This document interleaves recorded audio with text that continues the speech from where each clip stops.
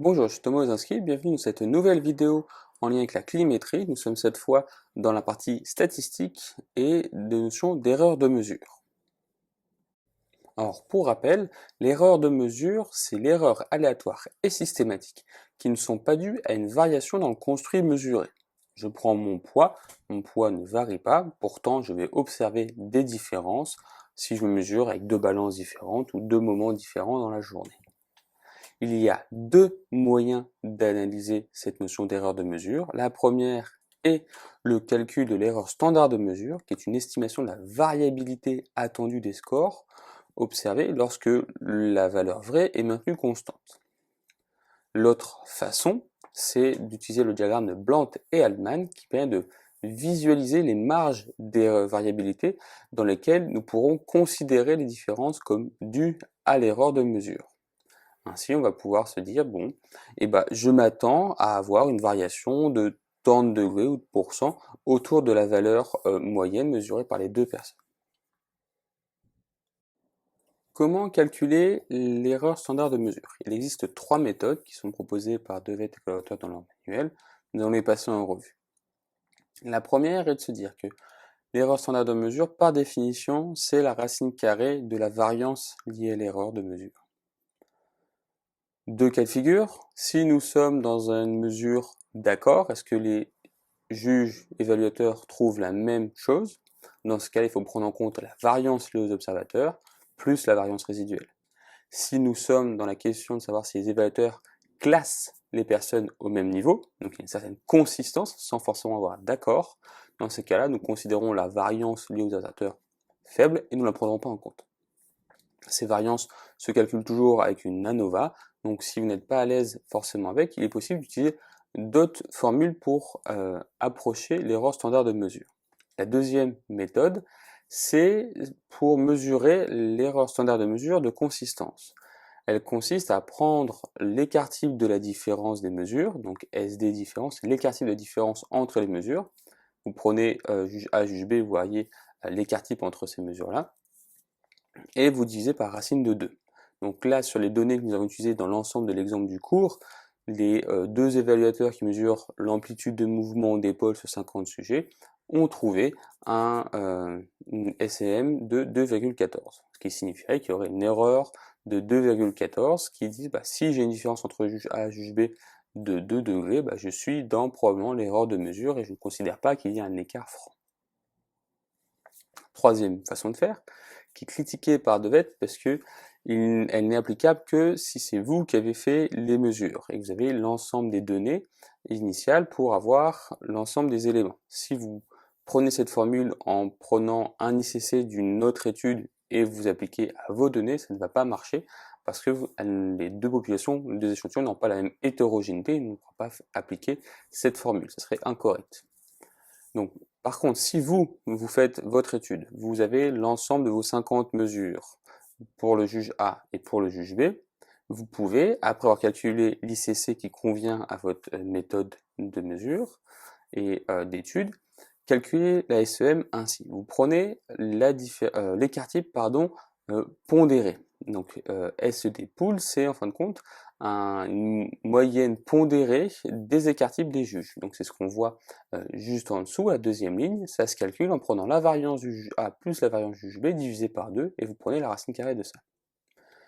Et ça, vous le multipliez par la racine carrée de 1 moins ICC. Dans nos données, on retrouvait une différence pondérée un écart type pondéré de 14,66 qu'on a multiplié et on retrouve le 2,12, donc très proche de la première méthode de mesure, donc on voit une certaine équivalence entre ces deux méthodes. Cette troisième méthode est souvent la plus simple que nous avons à faire nous en tant que thérapeute si on conduit une étude, parce que nous aurons toutes les données, nous pourrons faire le calcul sans avoir besoin de passer forcément par l'ANOVA, qui est une mesure un peu plus compliquée, parce que nous avons les données de l'ICC via les logiciels et autres. Donc si vous n'êtes pas à l'aise avec l'ANOVA, nous pouvons utiliser cette troisième méthode et nous trouvons quelque chose de tout à fait consistant.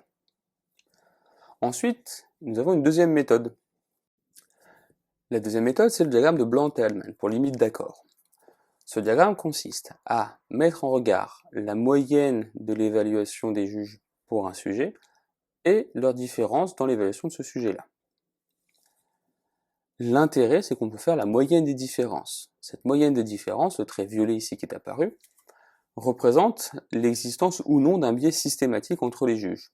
Si l'évaluateur B note systématiquement de façon plus importante que l'évaluateur A, nous avons dit tout à l'heure, par exemple, dans son évaluation de la mobilité de l'épaule, il force toujours un peu plus, il va toujours un peu plus loin que l'évaluateur A.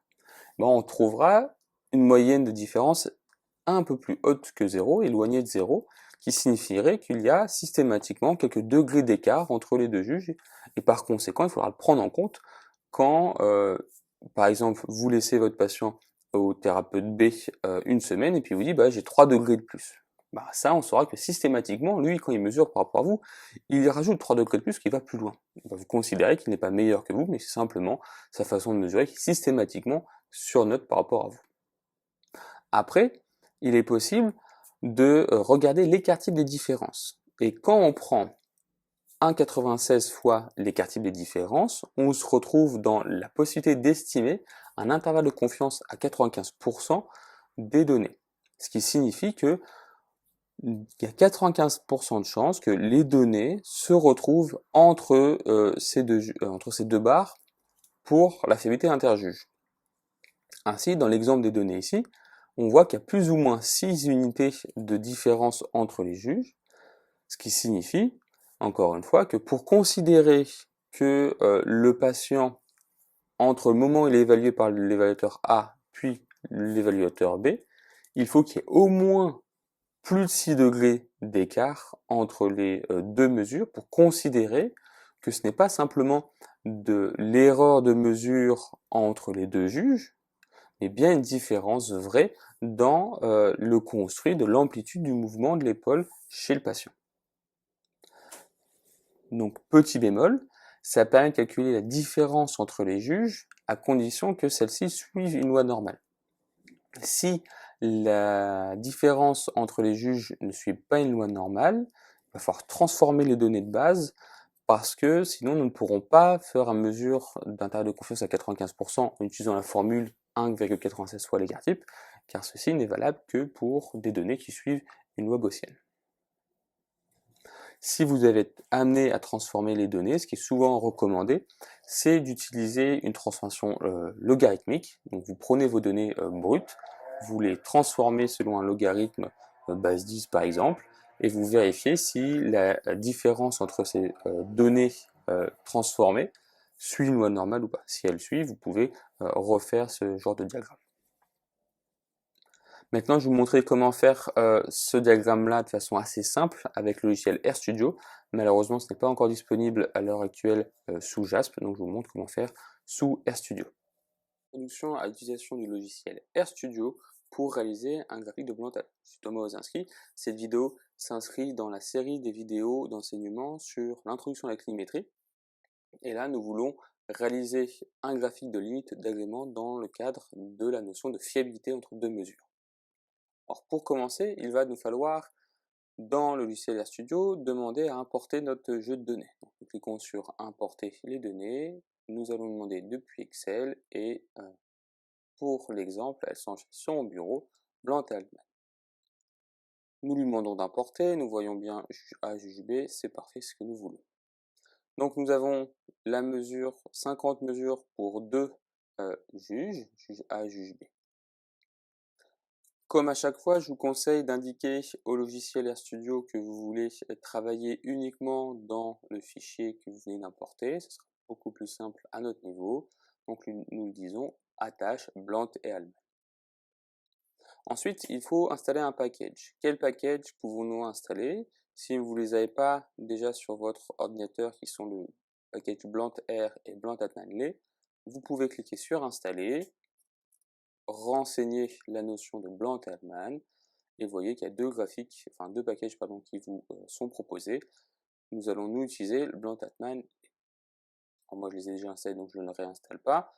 Une fois que c'est installé, qu'ils apparaissent dans votre bibliothèque de packages, il vous suffit de cocher la case pour le rendre actif. Maintenant, rentrons dans le package. Le package Blant-Allman-Lay vous propose plusieurs choses. Deux choses qui vont nous intéresser, nous. la fonction blunt-altman.plot et blunt-altman.stats. Nous allons nous concentrer sur blunt-altman.plot parce qu'elle peut contenir aussi les informations du blunt-altman.stat en plus du graphique qui nous intéresse. Comment fonctionne cette fonction? Assez simplement, vous voyez comme à chaque fois la ligne de code à rentrer avec les différents arguments utiles. Si nous voulons faire un graphique blunt-altman assez simplement sans modifier les choses, il nous suffit d'appeler la fonction blunt.altman.plot, elle apparaît, renseigner vos deux jeux de variables, juge A, juge B, pas juge 1 mais juge A dans notre exemple, pardon, ce qui correspond à groupe 1, groupe 2 de l'exemple générique dans la fonction, et on voit que groupe 1 ce sont les données de la première mesure, groupe 2 les données de la deuxième mesure. Nous pouvons simplement rentrer ceci, pas toucher aux autres arguments qui vont rester stables, et ainsi nous verrions apparaître notre graphique ici à droite. Vous pouvez ensuite le copier en tant qu'image et l'insérer dans le document qui vous est utile. Nous voyons ici sur ces données totalement fictives la moyenne, d'accord. On voit qu'il n'y a pas de biais systématique entre les deux juges. On arrive sur 0 et on voit la limite haute et la limite basse, d'accord. Et là, on se dit qu'à 4 degrés près, les évaluateurs sont d'accord sur les amplitudes. Si nous voulons rentrer un peu plus dans le détail, ce que nous permet ce package-là, il est possible d'avoir un élément qui nous intéresse en plus, c'est d'avoir l'intervalle de confiance de cette limite haute, basse et de la moyenne. Revenons sur le package pour savoir comment faire. Donc, rentrons dans la fonction blunt-altman.plot. Donc là, nous avons utilisé simplement les arguments groupe 1 et 2 pour mettre juge A, juge B. L'argument tout, c'est pour avoir les deux lignes de limite haute, limite basse. Par convention, c'est 95% d'intervalle de confiance, donc on laisse le 1,96 qui est équivalent. L'aspect mode et graphic size ne va pas nous intéresser. Ce qui va nous intéresser là, nous, c'est d'avoir l'intervalle de confiance de ces limites haute, basse et de la moyenne. Il y a un argument, conf intervalle, qui par défaut est 0, c'est-à-dire qu'il ne met pas d'intervalle de confiance. Si nous voulons le voir apparaître, qu'est-ce qui est marqué? C'est d'indiquer le chiffre de l'intervalle de confiance que nous voulons. Nous voulons un intervalle de confiance à 95%, il nous faudra indiquer du coup 0,95. Autre chose qui est intéressante avec la fonction blunt-altman.plot, c'est l'aspect silent true.